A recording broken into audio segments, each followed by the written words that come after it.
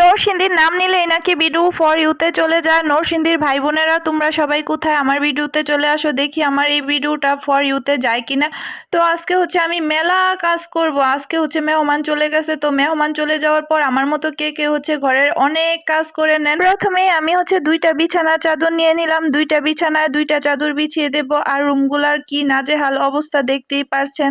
মেহমান ছিল এতদিন বাসায়, আমি প্রথমেই হচ্ছে ইমরান হাশমির গান দিয়ে দিলাম আর সাউন্ড বাড়িয়ে দিলাম। তারপর দেখেন এই রুমের অবস্থাও সেম, কি নাজেহাল অবস্থা। এমন না যে মেহমান আসলে আমি ঘর গুছাই না, ঘরের কাজ করি না, ঘর গুছাই প্রতিদিনই, কিন্তু একটু আড্ডা দেই, রান্না বান্না বেশি করি, এই আর কি, একটু হেলামি ধুলামি করি, এই করে আর কি একটু বেশি কাজ জমে থাকে বাসায়। তো মেহমান চলে যাওয়ার পর একটু ভালোভাবে সবকিছু করব আর কি। তো দেখেন এই রুমেরও কি অবস্থা, নিচে বসে রুটি বানিয়েছিলাম। তো যাই হোক, আমি হচ্ছে এখন একদম ঝাঁকানাকা করে অনেক সুন্দর করে রুমগুলা গুছিয়ে নিলাম, পরিপাটি করে নিলাম।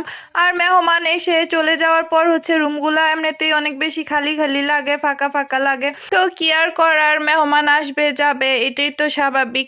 তো আমি হচ্ছে অনেক সুন্দর করে রুমগুলা গুছিয়ে নিলাম, সবগুলা ফার্নিচার সুন্দর করে মুছে ঝেড়ে নিলাম, ঘর মুছে নিলাম। আর কেউ এমনটা ভাববেন না যে মেহমান আসলে আমার কাজ বেড়ে যায়, হয়তো আমার কাছে ভালো লাগে না আমার বাসায় মেহমান আসলে আমি অনেক বেশি খুশি হই আর অনেক বেশি ভালো লাগে আমার মেহমান আসলে।